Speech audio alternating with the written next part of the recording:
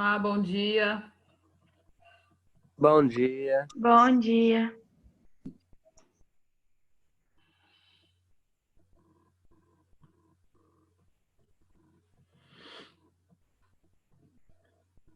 Pegar o material de vocês, Brasil, aula 11, página 84.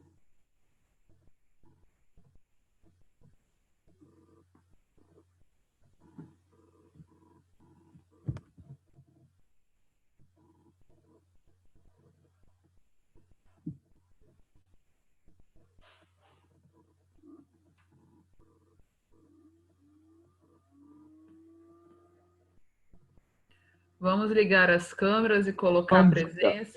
Bom dia, Murilo.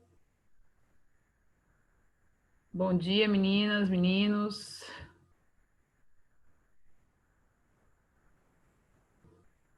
Vamos ligar as câmeras e colocar a presença no chat, por favor.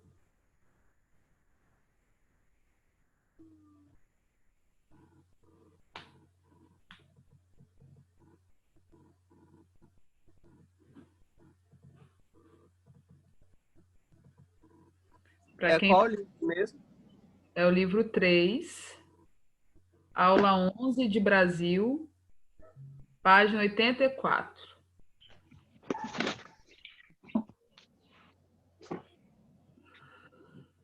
Vamos lá? Nós começamos semana passada, bom, Murilo? Nós começamos semana passada falar do Segundo Reinado, né? E aí eu disse para vocês que o tempo foi dividido em vários capítulos. Então, nós falamos na aula 10, na semana passada, aula 11 hoje. Lembrando que, como essa semana tem feriado, nós só teremos uma aula, né? Então, vamos de Brasil. E aí, na semana que vem, a gente dá uma acelerada em geral, tá bom? Vou abrir o material aqui para vocês, enquanto vocês abrem aí. Tá?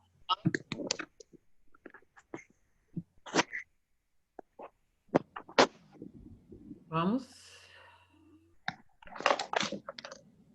Professora, Oi, Murilo.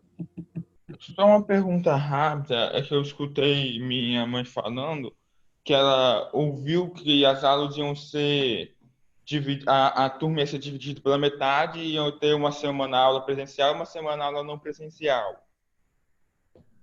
Isso aí, Murilo, é uma das alternativas que o Ministério da Educação está estudando, tá? Para o retorno, mas ainda não tem nada certo.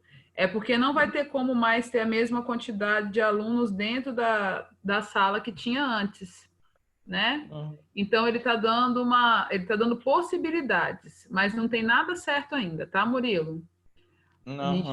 Não, é que eu fiquei em dúvida, é porque você, professora, trabalha, quanto tinha aula, trabalhava de manhã e de tarde. Imagina você ter E à que dar noite. aula de manhã para a turma e dar aula à distância.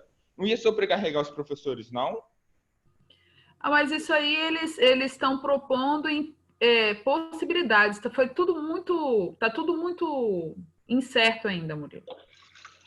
Mas Obrigado. eu acredito no retorno na segunda quinzena de julho. É o que eu imagino.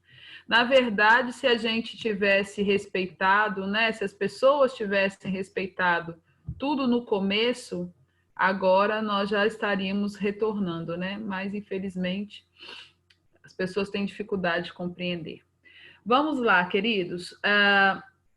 A aula 11, Economia e Sociedade no Segundo Reinado. Eu comecei a falar um pouquinho dela com vocês, né, na semana passada, quando falamos do café, o primeiro ciclo nosso, né, o primeiro ciclo do Brasil independente.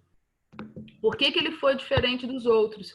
Nós falamos isso semana passada, eu só vou recordar aqui antes de entrar mesmo na aula, né, assim, de forma mais profunda.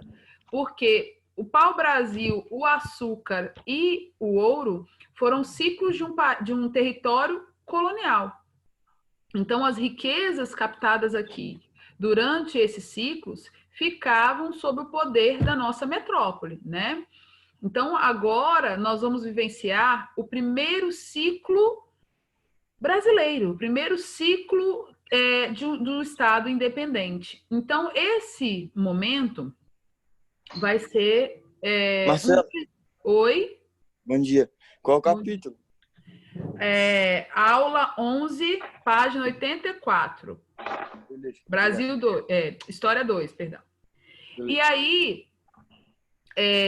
nós vamos, a partir do café, perceber novos movimentos, né? Porque a prosperidade que esse ciclo vai trazer uma estabilidade social, econômica e também política para o Brasil, né? Falamos das fases desse café, estou recordando aqui com vocês. Ele começa no interior do Rio de Janeiro aqui, na primeira fase, no Vale do Paraíba, depois ele se estende para a região do Oeste Paulista, né? Chega aqui ao Espírito Santo em momentos diferentes, ok? Falamos também de que, a princípio, a base do desenvolvimento desse ciclo dependia da mão de obra escrava, então ele vai dar continuidade àquele sistema de plantation, porém, no desenvolvimento do ciclo, buscarão novas possibilidades, principalmente depois do fim do tráfico negreiro, buscando mão de obra imigrante, e com isso aí muda, né, a característica do processo de produção. Falamos que em 1844 foi lançado aqui no Brasil um novo projeto econômico chamado Tarifa Alves Branco. Essa tarifa, ela mexe com o nosso mercado e acaba provocando manifestações de outros países, principalmente da Inglaterra, né? Porque era uma medida protecionista, ela aumentava os impostos dos produtos de fora, diminuía os impostos dos produtos aqui de dentro do Brasil. E qual era o objetivo dela? Só um minutinho, Murilo. Qual era o objetivo dela aqui? Impulsionar o consumo dos produtos que estavam sendo produzidos no Brasil. Com isso, ela passava por cima de um tratado assinado em 1827 com a Inglaterra, quando a Inglaterra reconheceu a nossa independência, ok? Agora, a tarifa Alves Branco, ela aumentava os impostos dos produtos estrangeiros, fazendo com que o Brasil, né, com que o brasileiro consumisse mais produtos que estavam sendo feitos aqui dentro. Pode falar, Murilo. Professora, hoje em dia, quando há um problema alfandegário entre dois países, onde um é taxado, tem um produto taxado mais pelo outro, esses problemas são tratados na ONU ou pela ONU, não é? Não necessariamente, Murilo, porque o Estado ele é livre para poder... No caso, se existisse uma união aduaneira, no nosso caso não existe, né? O Estado é livre para poder taxar os impostos da forma como ele quer, né? No nosso caso, sim. Não envolve ONU, não. Até onde eu lembrei do caso que os Estados Unidos estavam sobretaxando o produto, o suco de laranja brasileiro. Aí foi levado à ONU e os Estados Unidos teve uma penalidade. Não lembro o que foi. Não estou por dentro disso, não. Eu lembro dos últimos movimentos entre os Estados Unidos e a China. Mas aí por conta de ameaça.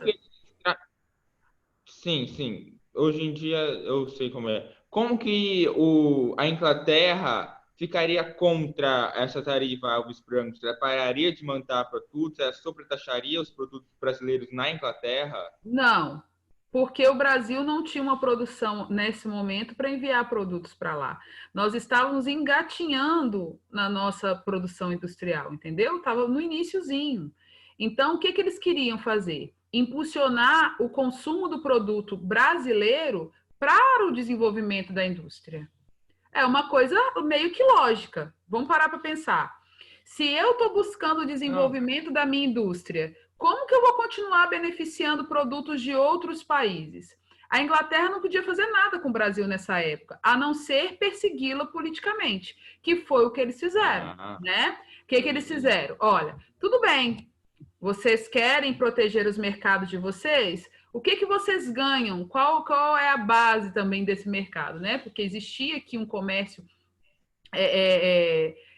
escravocrata muito forte. Então, ela vai e apela para o Bill Arden, que era o quê?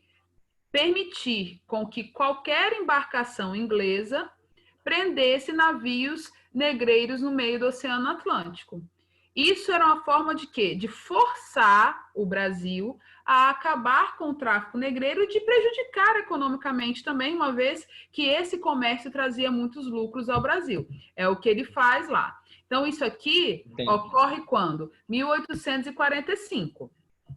Em 1850, nós vamos assistir a primeira lei abolicionista no Brasil, né? Na verdade, são várias leis que vão acontecendo, uma série de leis que não tinham um grande impacto no cotidiano do escravizado, mas que economicamente, diplomaticamente, modificou algumas coisas. Vamos dar o exemplo da primeira, a Lei Eusébio de Queiroz. A Lei Eusébio de Queiroz foi uma coisa que o Brasil demorou muito tempo para fazer, mas que se comprometeu várias vezes a fazer antes, né? Que é o quê? Acabar com o tráfico negreiro.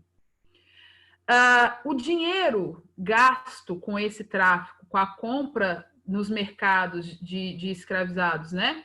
Passou a ser investido em outros meios, como, por exemplo, no desenvolvimento comercial e industrial do Brasil, né? Então, de certa forma, ele acaba colaborando, né, para o nosso desenvolvimento interno, uma vez que o dinheiro que era gasto no tráfico e nesses comércios, né, nesses mercados, passariam agora a ser investido no processo de produção. Outra coisa que acontece aqui, em 1850, é que o Estado vai restringir o acesso à terra à compra. Eu cheguei a citar isso para vocês na aula passada, né? As terras agora precisavam ser adquiridas, né, financeiramente através da compra, não mais com marcação como era feita antes, né? O Estado agora ganharia com isso e impediria tanto o imigrante que chega aqui com dificuldades, quanto o negro que pudesse conquistar sua alforria, de ter a terra, porque passava a ter um custo mais elevado, né? Isso beneficia quem? Os latifundiários, os cafeicultores, que vão continuar detendo o maior número de terras, a maior quantidade de terras. Aí agora eu já estou na página 85, tá? Eu vou falar do sistema de parceria ou migração subsidiada, que é o que é proposto pelo senador Vergueiro, esse senhor que está aí do seu lado direito. Em 1848, a Europa atinge ali o auge dos seus movimentos ideológicos, nacionalistas, que é quando começa o que nós chamamos de Primavera dos Povos. É uma série de movimentos que acontecem na Europa que desencadeiam unificações, mudanças de governo, divulgação de novas ideologias, como o marxismo, né, e tantos outros. E é nesse momento aqui que o senador Vergueiro tem a ideia de fazer um sistema de imigração subsidiada ou parceria. E pode aparecer só o nome dele, pode aparecer sistema de parceria, que é o quê? Claramente falando. Ele buscava enviar pessoas para a Europa, para a Alemanha, para a Itália, para a Suíça, para a Bélgica, para convencer essas pessoas que viviam lá de vir para o Brasil trabalhar aqui, num período em que lá eles estavam vivendo muitos movimentos, uma fragilidade política e social muito grande. E aí, como que funcionava? O dono da fazenda, que enviava essa pessoa para lá, se comprometia a pagar a passagem dessa família e dar aqui um lugar para essas pessoas viverem enquanto produziam. Então, isso acontece durante o período do Oeste Paulista, tá? Naquele desenvolvimento ali do café. Então, foi um projeto de 10 anos, olha aí, de 1847 a 1857. Essas pessoas vinham para cá, tem até uma novela que trabalhou bem isso, chamada Terra Nostra, falou do caso dos italianos, né? A primeira leva foi de alemães e italianos. E essas pessoas vinham para cá para trabalhar nas fazendas, para ajudar no plantio, na colheita do café. E o comprometimento era de que elas pagariam por essa passagem, essa moradia, com o trabalho delas no final da colheita.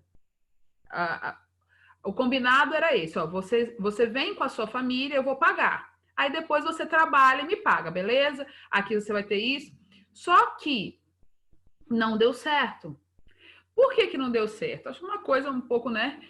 Acostumados com séculos de escravidão, vem agora outro povo participar desse processo, só que esse povo não era escravizado e tinha uma visão diferente. Então, quando o fazendeiro começou a querer explorar o imigrante falou assim, ó, beleza, tô indo embora. Não vou ficar aqui, não foi isso o nosso combinado. Mas isso acaba levando o quê? A revoltas. Uma das revoltas, assim, mais marcantes foi essa da fazenda de Ibicaba, né?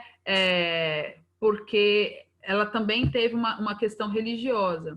Os imigrantes que vêm para cá, boa parte deles eram protestantes, tá? E eles encontram aqui um ambiente também católico, de exploração, aquilo que a gente já conversou aqui algumas vezes. Isso acaba levando à revolta de outros imigrantes também. E aí, o que nós vamos perceber? Que esse fracasso do processo de migração subsidiada, né, de parceria, acaba levando com que esses imigrantes migrem para outras regiões do Brasil. É nesse momento que o Espírito Santo, por exemplo, vai receber muitos imigrantes. Na região de Santa Maria de Etibá, Venda Nova do Imigrante, Domingos Martins, eles vão começar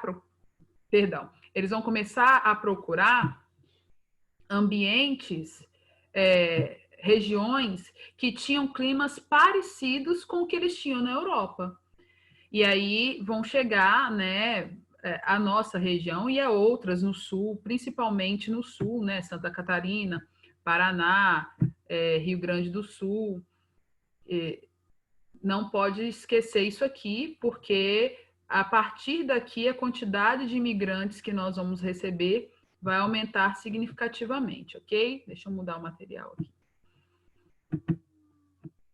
Bom, então aqui eu quero falar um pouquinho agora da diferença desse modelo de produção. Já falei, vou falar de novo, né? O que aconteceu no Vale do Paraíba, na primeira fase do ciclo, e o que acontecia no Oeste Paulista. Então, na primeira fase do ciclo do café, não existia o conhecimento profundo das técnicas para a produção do café. Eu falei isso aqui semana passada. Então, eles usavam técnicas muito parecidas com o da cana-de-açúcar. Aquela de queima de solo, por exemplo, não adubavam, não tinham fertilizantes. Então, nos primeiros anos, o café produziu, depois ele entrou em queda. Esgotou o solo. E é aí que nós vamos chegar à região do Oeste Paulista. Então, aqui no Vale do Paraíba, no interior do Rio de Janeiro, a mão de obra utilizada era escrava, tá? A técnica era rudimentar, não existia um conhecimento sobre a cultura, eles vão adquirir isso com a experiência. E onde que isso vai chegar ao auge? Lá no Oeste Paulista, que vai usar a mão de obra imigrante, vão desenvolver técnicas mais modernas, tinha um solo mais favorável, né? E é nessa região que surgiram os homens poderosos, que nós chamamos de barões do café. E é nessa região que o café vai se tornar o nosso principal produto, e que esses homens vão começar a ditar regras, principalmente políticas, porque eles vão ter uma influência política muito grande nesse momento, tá bom? Vou passar aqui para uma imagem que vai mostrar bem para vocês, porque tem pouco tempo que nós estudamos a cana, né? Quando nós estudamos a cana-de-açúcar, eu mostrei para vocês as habitações das casas grandes, como que elas eram simples, que a parte de baixo delas geralmente era usadas para guardar utensílios que eles usavam na produção. Olha a diferença entre a casa grande, na primeira imagem, e como... desculpa, a casa grande que você tem na sua memória, porque nós trabalhamos lá atrás, e agora a casa dos barões de café, né? Eram casas muito mais estruturadas, vários quartos, eram utilizados materiais que eles mandavam trazer de fora, né? Então, eram casas mais glamourosas. Repetindo aqui, é um ciclo diferente, porque agora é um ciclo de um Brasil independente. Então, as nossas riquezas estavam ficando aqui. E esses homens se tornaram políticos muito fortes, né? Lá no Vale do Paraíba, nós vamos destacar uma cidade chamada Vassouras. Quem futuca aí muito sobre vestibular, sabe que Vassouras é uma cidade que tem uma grande escola de medicina, né? Ela é uma cidade que, durante o período de desenvolvimento da primeira fase do café, se beneficiou bastante, ok? Agora nós vamos falar das consequências desse café. Lá na página 48, na segunda coluna, vai falar sobre as consequências da Eusébio de Queiroz e do ciclo do café para o nosso desenvolvimento industrial. E aí eu trouxe aqui duas imagens, dois homens, né? Do seu lado esquerdo, o Visconde e depois Barão de Mauá, e do seu lado direito, Dom Pedro II. Dois caras muito importantes nesse processo. O Dom Pedro II, por questões óbvias, né? Que foi durante o governo dele que se desenvolveu a primeira fase do nosso processo de industrialização. Agora, quem foi o Visconde de Mauá? É isso aqui que precisamos falar hoje, né? Se você jogar lá no Google o nome Visconde de Mauá ou Barão de Mauá, vai aparecer a imagem dele ligada à imagem do Eike Batista. Aí você vai falar assim, eita, o que tem a ver? Né? Nós falamos isso ano passado, como é uma revisão, vou recordar com vocês. O Eike foi um grande empresário, né, que hoje se encontra aí sofrendo processos, a gente sabe disso, mas o Eike, ele só se tornou um grande empresário porque todos os seus projetos foram financiados por outras pessoas e pelo Estado. E ele foi enriquecendo, foi se tornando forte, chegou a ser o 8º homem mais rico do mundo, o Eike Batista, né? Por que eles comparam a imagem dele com a do Barão de Mauá? Porque o Barão de Mauá não nasceu em berço de ouro. Ele não era rico. Inclusive, chegou a vender tecido, você trabalhar em lojas vendendo tecido. Qual que foi a diferença dele para os outros homens da época? Ele tinha uma visão empreendedora, ele tinha uma visão além do seu tempo, era um cara que estava por dentro de tudo o que acontecia na Europa, de todas as inovações tecnológicas que aconteciam lá, e ele pensava o seguinte, nós precisamos usar esse momento da nossa economia para um desenvolvimento interno. Lembrando que, durante muito tempo, o Brasil foi proibido de se industrializar por decreto português, né? Então, agora, independente, o Brasil precisava correr atrás de 100 anos de atraso. E quem primeiro pensa e propõe essas modificações de forma significativa é esse homem, Irineu Evangelista de Souza, Barão e Visconde de Mauá. Vou beber um pouquinho de água, um minutinho.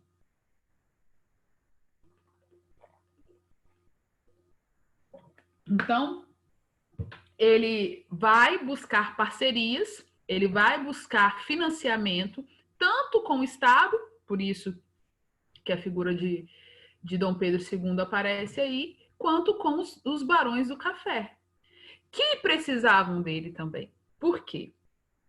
As fazendas ficavam na zona rural, correto?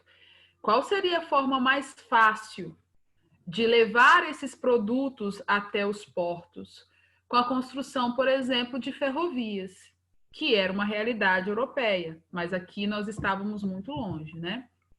Então, o Barão de Mauá convence essas pessoas de investir, né, em um novo momento, investir esse dinheiro aqui dentro para poder levar melhorias para o Estado e para a sociedade. Por quê?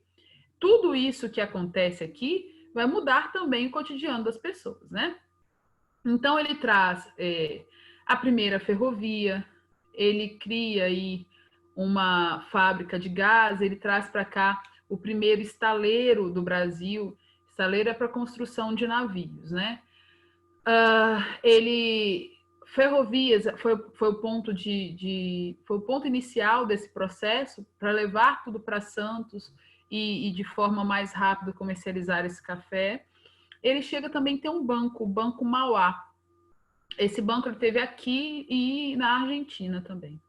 Só que não foi uma história assim de louro só, né? Ai, meu Deus, que homem fantástico, né? Ele fez tudo isso. Foi um homem muito forte politicamente, foi um grande articulador, mas ele também vive o seu período de fracasso e derrota, né? A diferença, acredito que essa seja a diferença principal entre ele e o Eike Batista, né? Primeiro que o Barão de Mauá foi honesto em suas ações, porque mesmo quebrado, e ele quebra, tá? Ele se compromete a pagar tudo aquilo que ele pegou emprestado. Ele termina a vida dele não pobre, né? Assim, paupérrimo pela rua, não. Ele termina a vida dele numa condição muito inferior ao que ele chegou a ser, mas ele paga as pessoas que ele estava devendo. Tem um filme chamado Mauá, que quem interpreta ele é o Paulo Betti.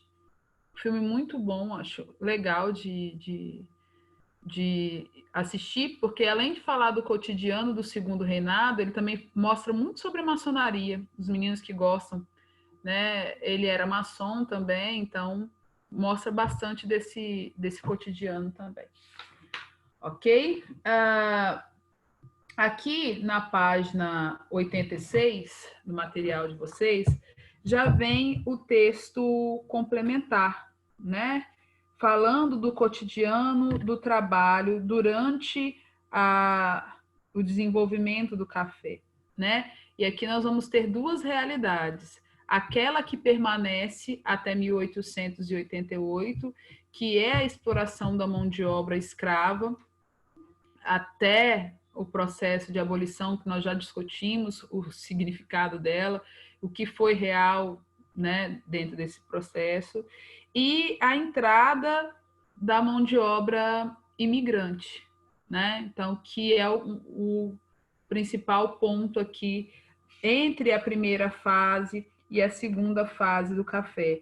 Eu chamo atenção nesse capítulo para a análise das imagens das atividades quando vocês forem fazer, né? Porque esse capítulo aqui ele vai falar bastante dessa exploração da mão de obra escrava, que foi a mão de obra utilizada em todo o nosso processo de desenvolvimento econômico do século XVI até o século XIX. Então, na hora de fazer a atividade aí, prestar atenção nas fotografias, né? Isso aqui também é importante dizer, que no final do século, na segunda metade do século XIX, além das facilidades trazidas aí pelas ferrovias, estaleiros, bancos, o banco privado, né? Porque nós só tínhamos um banco estatal até o momento, aí nasce o Banco Mauá, que depois quebra, mas foi um processo de modificação. Essa relação de bem-estar muda a relação do brasileiro com o consumo também, é uma coisa a se pontuar. Vem a fotografia, então aqui na página 88, por exemplo, nós temos fotografias desse momento que tem aparecido bastante nos debates, nas discussões recentes do momento que nós estamos vivendo, né? Que é esse momento de questionamento sobre a permanência do racismo no nosso país e no mundo. Começou nos Estados Unidos e agora também está se intensificando aqui. Eu acho, inclusive, que demorou demais isso acontecer aqui, porque ações como que aconteceram nos Estados Unidos aqui também faz muito, talvez seja muito mais forte, até pela quantidade de pessoas negras. Nós temos uma quantidade superior à estadunidense, né? Então, por favor, analisem aí as atividades da aula 11. Vamos partir para 12. Vamos lá para a página... Cadê? Página 91. Alguma dúvida até aqui? Deixa eu olhar o chat, peraí. Tá piscando aqui, mas não tô conseguindo abrir. Alguma dúvida até aqui, galera? Não tô conseguindo abrir o chat. Cadê? Não, Alice. Beleza. Vamos continuar, então. Internamente, foram esses os movimentos que nós vivenciamos no primeiro reinado, né? Agora, na aula 12, é política externa, ou seja, quais eram as relações do Brasil com os outros países, né? Deixa eu abrir de novo o chat. Tive que sair. Tá. Nós temos aqui dois movimentos durante o segundo reinado que fragilizaram nossas relações externas. Primeiro foi a questão do Christie, que é um rompimento diplomático do Brasil com a Inglaterra, e segundo, a Guerra do Paraguai, tá? Eu vou ficar só na questão do Christie agora, e aí na próxima aula a gente continua para não acelerar demais, né? Na próxima aula, na outra semana. Nós sabemos que a aproximação diplomática da Inglaterra com o Brasil é de longa data. Ela se intensifica ainda no ciclo do ouro e depois, durante o nosso processo de independência, a Inglaterra assume aí o papel de articuladora desse processo. É a Inglaterra que vai ajudar nos diálogos entre o Brasil e Portugal no processo de independência, né? É a Inglaterra que vai emprestar o dinheiro que o Brasil vai indenizar Portugal pela independência, e só em 1827 que ela vai reconhecer a nossa independência. Outra coisa que a gente não pode esquecer, que ela financia a vinda da família real para cá, também pensando nas vantagens que isso poderia trazer para ela. E aí, em 1810, ela assina um tratado, que é o Tratado de Comércio, né? Onde ela tem garantias alfandegárias no processo do comércio do Brasil, que agora já não era mais colônia, era ainda território português, né? E aí, quando isso acontece, vai estreitando cada vez mais a relação do Brasil com a Inglaterra. Quando que essa relação começa a entrar na fragilidade? Lá na tarifa Alves Branco. É lá, né? Porque a tarifa Alves Branco tirava as vantagens da Inglaterra aqui dentro.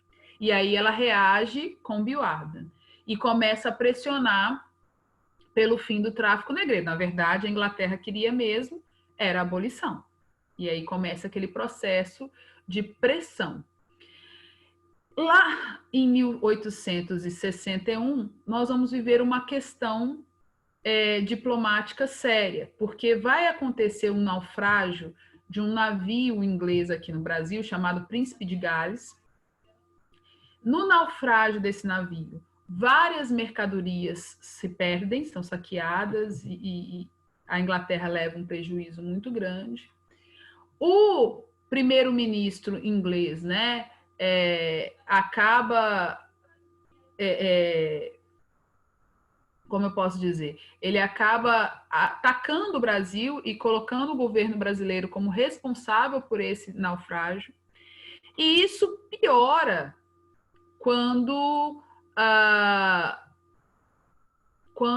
os soldados ingleses são presos no Rio de Janeiro. Eles não estavam fardados, beberam e foram presos. E aí a Inglaterra achou um absurdo soldados ingleses serem presos no Rio de Janeiro. E aí as coisas pioraram, né? Com esses dois conflitos, a Inglaterra acabou rompendo com o Brasil. Brigando, né? Rompendo. Foi escolhido para resolver esse movimento diplomático o rei da Bélgica, Dom Leopoldo I, né? Ele ouviu os dois lados, buscou os documentos, ouviu os dois lados e concluiu que o Brasil não tinha problema nenhum com o que tinha acontecido com o navio, que não era culpa do Estado português. Mesmo assim, o embaixador inglês, o Christie, ele não concordou com o resultado e ficou rompido aí durante 2 anos, né? Só se aproximando do Brasil novamente pelas questões da Guerra do Paraguai, que também já tinha outro interesse. Oi. Nesse momento, o Brasil, Inglaterra está rompido com o Brasil. É bom para o Brasil ou é ruim? Bom não é. Qualquer movimento diplomático de rompimento é ruim, Murilo. Ainda mais sendo a Inglaterra a senhora dos mares, a senhora da industrialização. Só que aí, olha só o momento que nós estamos vivendo. 1850 é um marco histórico para a segunda Revolução Industrial. A Inglaterra aqui, ela não queria perder, ela não deveria perder nada. Ainda mais num lugar como o nosso, né? Que tinha uma relação estreita. A questão é que, desde lá da tarifa Alves Branco, que a Inglaterra estava insatisfeita com o Brasil. Entendeu? Eles queriam mais do que o Brasil propôs, né? E esse embaixador não conseguiu articular diplomaticamente as coisas como deveria. Não foi bom para nós nem para eles, com certeza, esses 2 anos de afastamento. Mas depois a Inglaterra volta atrás porque ela queria aí dar os seus pitacos na Guerra do Paraguai. A gente vai ver isso na próxima aula. Ano passado, inclusive, não sei se vocês lembram, vocês assistiram um documentário sobre a Guerra do Paraguai. Estão lembrados? Um documentário que mostrava a geografia da Guerra do Paraguai, as questões políticas da Guerra do Paraguai. É uma coisa bacana de assistir novamente, né? Porque foi o grande movimento diplomático do Brasil. Foi a única vez que nós entramos em guerra como cabeça, né, de chave. O Brasil era o líder, né, da Tríplice Aliança. Então, acho que é importante saber de forma mais profunda. Nós vamos falar na próxima aula, tá? Mas é necessário vocês se aprofundarem um pouquinho nisso aí. Eu vou parar, porque senão eu vou avançar muito com vocês. E 3 minutinhos não vai me dar, não é o suficiente para falar do Paraguai. Então, recapitulando aqueles recados de sempre. Buscar o Alunos Book, né? Manter aquilo ali atualizado, tá? E fazer as atividades, os resumos, os mapas mentais, grifar o seu material, não se perder, porque o nosso retorno vai ser corrido, precisa dar tudo certo. Alguma dúvida aqui, gente? Até aqui? Deixa eu ver o que tem nesse chat. Alguma dúvida? Aqui? Tá de não? boa. Queridos, então, bom feriado para vocês, feriado em casa, por favor. Até semana que vem, se Deus quiser. Ok? Eu estou aqui para o que precisarem, é só chamar lá no WhatsApp, tá bom? Beijinho, fiquem com Deus. Tchau. Tchau, tchau.